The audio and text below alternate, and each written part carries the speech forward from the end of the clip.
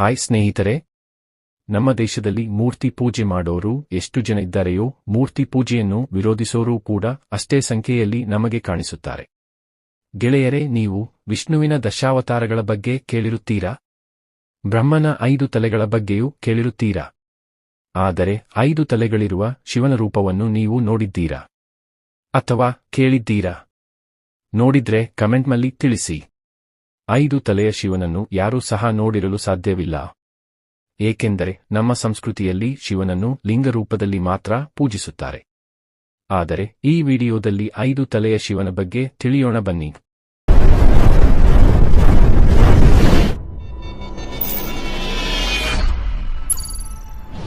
ಐದು ತಲೆಯ ಶಿವನನ್ನು ಪೂಜಿಸುವುದು ತೀರಾ ಕಡಿಮೆ. ಭಾರತೀಯ ಪ್ರತಿಮಾಶಾಸ್ತ್ರದಲ್ಲಿ ಶಿವನ ಈ ರೂಪವನ್ನು ಪಂಚಬ್ರಹ್ಮ ಅಂತ ಕರೆಯುತ್ತೆ. ಶಿವನು ರೂಪದಲ್ಲಿ ಹೇಗೆ ಇದ್ದಾನೆ ಎಂದು ನೋಡೋದಾದರೆ, ಕಮಲದ ಮೇಲೆ ಪದ್ಮಾಸನ ಹಾಕಿ ಕೂತಿರೋ ಶಿವನಿಗೆ 5 ತಲೆಗಳು 10 ಕೈಗಳಿವೆ. ತ್ರಿಶೂಲ, ಪರಶು, ಖಡ್ಗ, ಅಂಕುಶ, ಪಾಶ, ನಾಗ. ತನ್ನ ಒಂದೊಂದು ಕೈಯಲ್ಲಿ ಒಂದೊಂದು ಆಯುಧವನ್ನು ಹಿಡಿದಿರುವ ಈ ಪಂಚ ಶಿವನ ಸ್ವರೂಪವು ವಿಶಿಷ್ಟವಾದದ್ದು. ಇನ್ನು ಈ ಸ್ವರೂಪದ ಹಿಂದೆ ಭಾರತೀಯ ವೇದಾಂತ ಹಾಗೂ ಸೃಷ್ಟಿಯ ರಹಸ್ಯದ ತತ್ವಶಾಸ್ತ್ರವಿದೆ. ಜ್ಯೋತಿಷ್ಯ ಶಾಸ್ತ್ರ, ಯೋಗಶಾಸ್ತ್ರ ಮತ್ತು ಹಲವಾರು ಶಾಸ್ತ್ರಗಳು ಈ 5 ತಲೆಯ ಶಿವನಲ್ಲಿ ಅಡಗಿದೆ. ಶಿವನ ಒಂದೊಂದು ತಲೆಯೂ ನಮ್ಮ ಶರೀರದಲ್ಲಿರುವ ಷಟ್ಚಕ್ರಗಳಿಗೆ, ಪಂಚೇಂದ್ರಿಯಗಳಿಗೆ, ಪಂಚಕೋಶಗಳಿಗೆ, ಪ್ರಪಂಚದ ಸೃಷ್ಟಿಗೆ ಕಾರಣವಾದ ಪಂಚಭೂತಗಳಿಗೆ ಪ್ರತೀಕವಾಗಿದೆ. ಶಿವನ ಒಂದೊಂದು ತಲೆಯು ಯಾವ ತತ್ವದ ಸಂಕೇತ ಮತ್ತು ಒಂದೊಂದು ತಲೆಯು ಯಾವ ದಿಕ್ಕನ್ನು ಪ್ರತಿನಿಧಿಸುತ್ತದೆ? ಈ ಪಂಚ ಶಿವನ ತಲೆಗಳ ಹಿಂದಿರುವ ನಿಗೂಢ ತತ್ವ ಹಾಗೂ ಸಂಕೇತದ ಅರ್ಥ ಏನು ಅನ್ನೋದನ್ನ ಈ ವಿಡಿಯೋದಲ್ಲಿ ವಿವರಿಸ್ತೀನಿ ಬನ್ನಿ. ಮೊದಲನೆಯದಾಗಿ, ಶಿವನ ಶ್ವೇತವರ್ಣದ ಶಿರವನ್ನು ಸದ್ಯೋಜಾತ ಎನ್ನುತ್ತಾರೆ. ಪಶ್ಚಿಮ ದಿಕ್ಕನ್ನು ಪ್ರತಿನಿಧಿಸುವ ಈ ತಲೆಯು ಅಗ್ನಿ ತತ್ವದ ಸಂಕೇತವಾಗಿದೆ.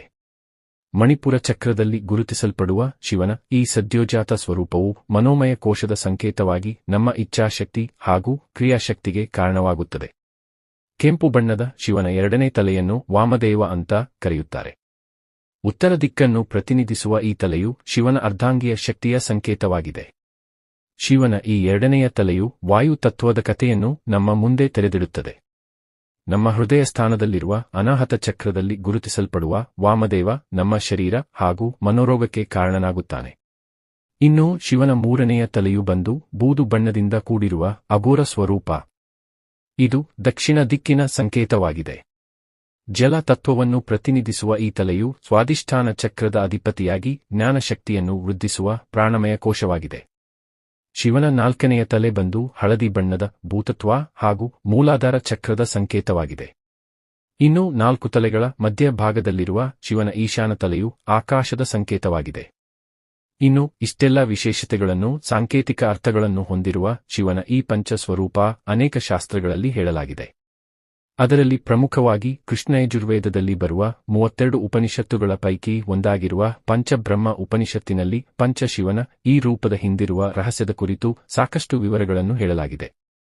ಇನ್ನು ಮುಖ್ಯವಾಗಿ ನಾವು ತಿಳಿಯಬೇಕಾಗಿರೋದು ಏನೆಂದರೆ, ಅದು ಅಗ್ನಿ, ವಾಯು, ಆಕಾಶ, ಭೂಮಿ ಹಾಗೂ ಜಲ.